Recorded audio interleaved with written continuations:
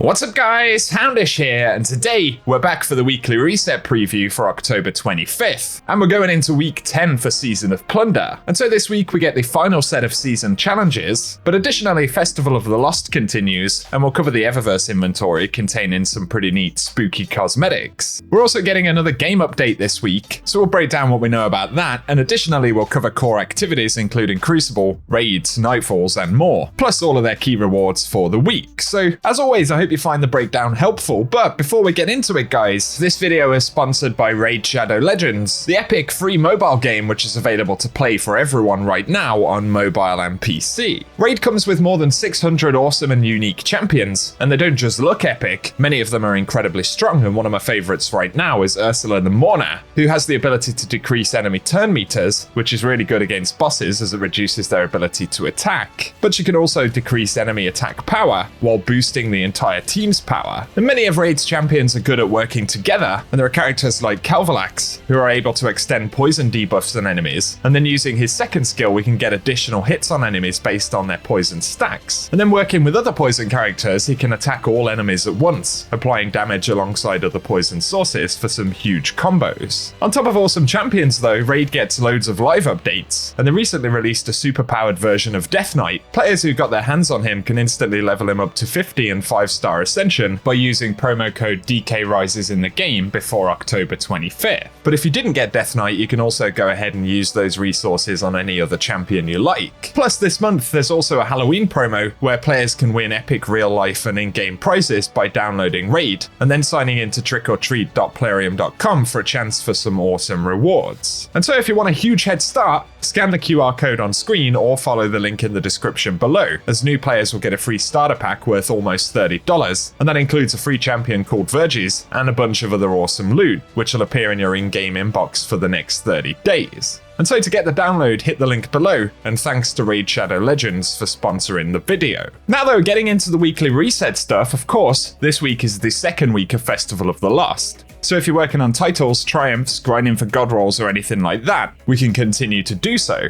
We are going to be getting another hotfix this week though, partially to fix some issues related to Festival of the Lost. And so that'll be update 6251, and it'll drop at 10 AM Pacific on October 25th, so immediately before the weekly reset. One of the things that'll be fixed is the disabled Lord of Wolves shotgun that was doing more damage than intended, and the plan is for it to be fixed and re-enabled in the update, but outside of that we're not 100% certain about what the changes will be, so I'll keep you posted. However, as we get onto seasonal stuff, of course the main season quest is wrapped up, but we do have what should be the final week of challenges, so just 5 of them this week. Initially, there is Freebooter 2, and that requires us to open 15 expedition bonus chests and chests from Master Ketchcrash, as well as spending 150 plundered umbral energy at the star chart to focus engrams through the season. Then there is Shaper 3 to level 2 seasonal shaped weapons to level 20, so a little bit of grind for that one. And we also have Thunderlight to defeat 150 targets with Arc or Stasis supers, and combatants defeated in Ketchcrash or Expedition and defeated Guardians will award bonus progress.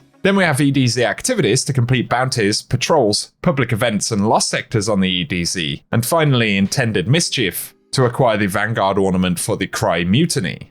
Getting into activity stuff for a moment though, for Vanguard, the featured Nightfall for the week will be the Disgraced, and we have the chance to earn the Nightfall weapon, which this week will be the Militia's Birthright. So let us know if you'll be grinding any Nightfalls this week. But for the featured endgame activities, this week we have the Vow of Disciple raid, as well as the Pit of Heresy dungeon on the moon. Both of these will drop all of their unique items, and they've been updated, with pinnacle drops on completions. But then as we move over to the Crucible, Team Scorched will be the featured mode, and Trials will return on Friday, with bonus ranks all week long.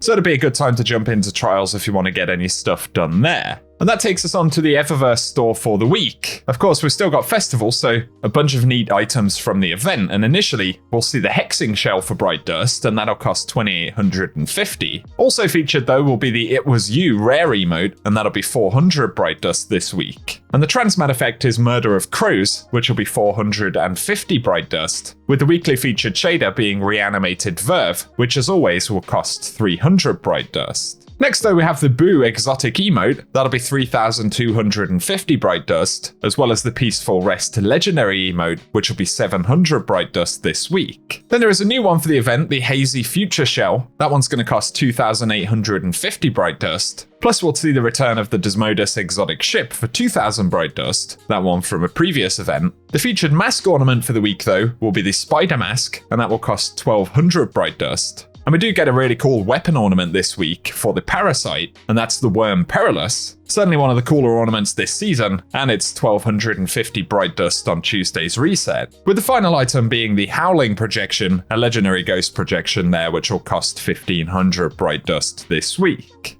For the featured Lost Sectors this week though, on Tuesday's reset we're going to see Scavenger's Den dropping exotic arms. Then for October 26th it'll be the Quarry dropping exotic chest pieces. October 27th, we'll see Excavation Site dropping exotic helmets. And for October 28th, we'll get Concealed Void dropping exotic legs. And then Bunker E15 will come up on October 29th, dropping exotic gauntlets. We'll get the Conflux on October 30th, dropping exotic chest pieces. And finally on October 31st, we'll see the Rift dropping exotic helmets. However, if it's the Dares of Eternity rotation you want, in addition to the updated red border weapons this season, featured legacy drops will include the Braytech suit armor set as well as the Lost Pacific armor set, plus we'll get weapon drops from Season of Arrivals. And finally, if the Ascendant Challenge is what you're after, this week it'll be the first one in the rotation, Ouroborea, accessed via Aphelion's Rest in the Strand.